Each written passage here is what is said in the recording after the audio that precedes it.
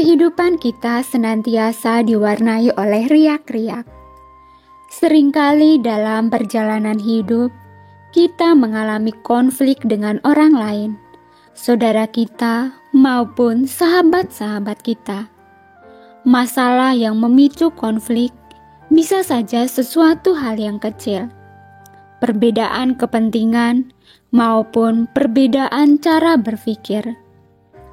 Konflik yang ada awalnya mungkin hanya menimbulkan kejengkelan, kekesalan dalam hati. Akan tetapi, setelahnya ego dalam diri mulai bekerja, mencari-cari pembenaran bagi diri sendiri, dan mencari-cari kesalahan dari orang yang kita tidak sukai tersebut. Lama-lama yang kita pikirkan tentang orang tersebut hanyalah kejelekan-kejelekannya. Kita semakin terbutakan oleh ego dan kebencian kita. Kita terus memendamnya dalam hati kita, dalam ingatan kita. Ada kata-kata bijak Tiongkok kuno yang menyatakan bahwa kerelaan memaafkan adalah kemuliaan hati terbesar. Anda mungkin berpikir bahwa orang tersebut dapat berkata demikian lantaran dia tidak sedang diliputi kejengkelan dan kebencian. Ketika dia sendiri yang mengalami konflik dan ketidaksukaan, mungkin dia juga tidak akan bisa rela memaafkan. Ada benarnya memang, tetapi pernahkah kita merenungkan bahwa pemendam rasa marah, jengkel, maupun benci hanya merusak batin kita sendiri? Selain merusak diri kita sendiri, juga merusak kesehatan kita.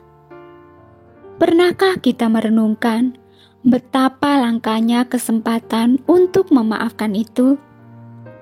Pernahkah terlintas dalam pikiran kita kalau orang yang kita benci atau kita jengkeli itu juga sebenarnya punya kesulitan-kesulitan tersendiri? Pernahkah kita belajar untuk mencoba memahaminya? Rasa marah, jengkel, benci, sadari perlahan. Mungkin suatu masa Anda akan menyadari bodohnya sikap Anda yang tercengkram oleh perasaan tidak suka tersebut. Mungkin bahkan ketika Anda tersadar dan ingin sekali memaafkan orang-orang tersebut, semuanya sudah terlambat. Mungkinkah ini terjadi?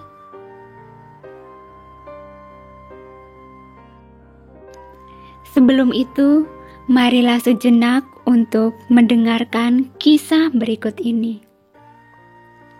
Fei adalah seorang mahasiswa yang sebentar lagi akan wisuda. Dia sangat mendambakan akan mendapatkan hadiah wisuda dari ayahnya, seorang pengusaha kaya yang sangat menyayanginya sebagai anak satu-satunya.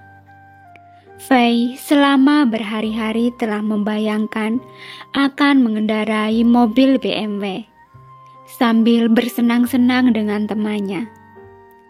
Saat yang dinantikan pun tibalah, di mana setelah wisuda, dengan langkah penuh keyakinan, Fei melangkah menemui ayahnya yang tersenyum sambil berlinang air mata, menyampaikan betapa dia sangat kagum akan anak satu-satunya dan sungguh dia mencintainya.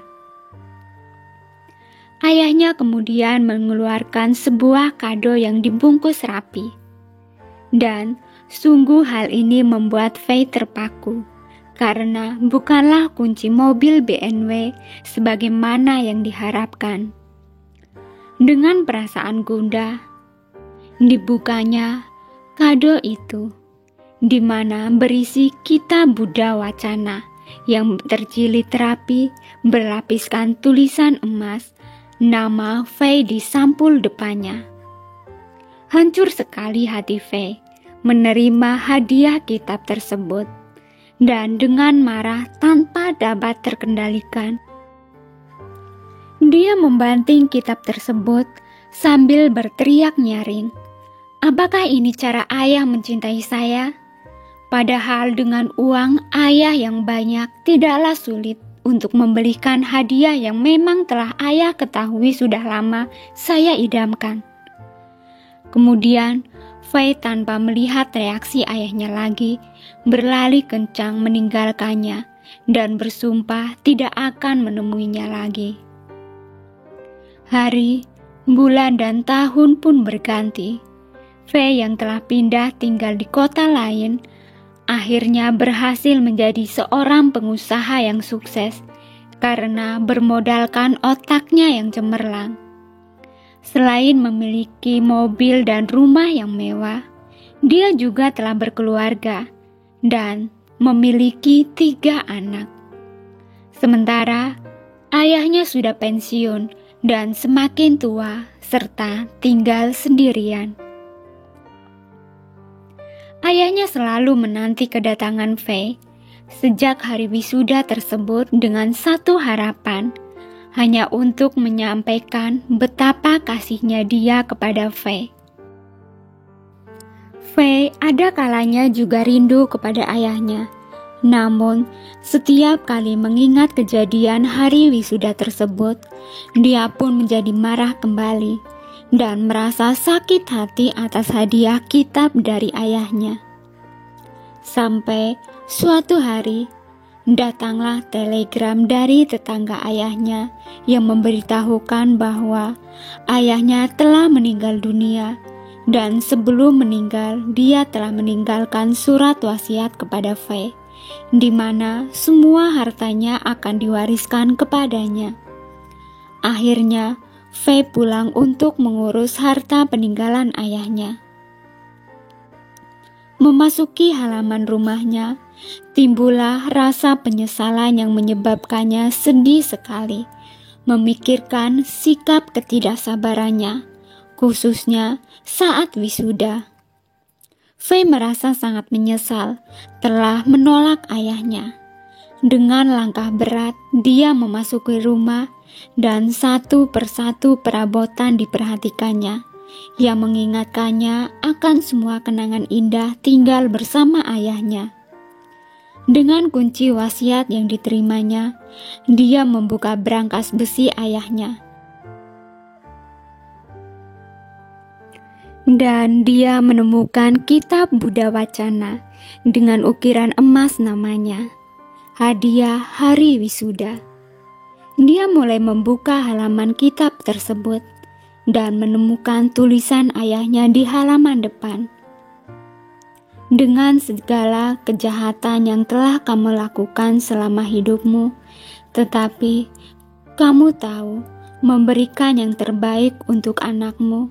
Sungguh para Buddha dan Bodhisattva akan terguncang dengan perbuatanmu. Tanpa disengaja, tiba-tiba dari sampul kitab tersebut jatuh sebuah kunci mobil BMW dan kwitansi pembelian mobil yang tanggalnya persis 1 bulan sebelum hari wisuda Fei.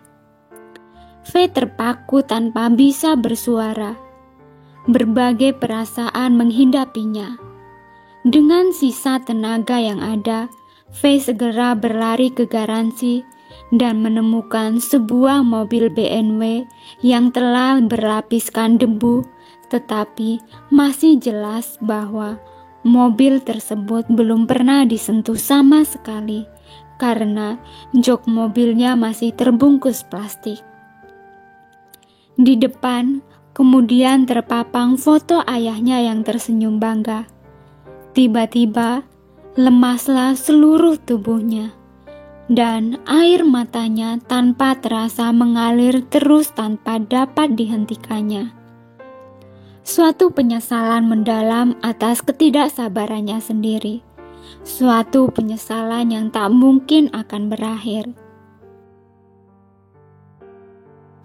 Dari kisah ini, kita dapat belajar tentang kesabaran, kerelaan untuk memaafkan. Terima kasih sudah menonton, semoga bermanfaat dan semoga Anda berbahagia.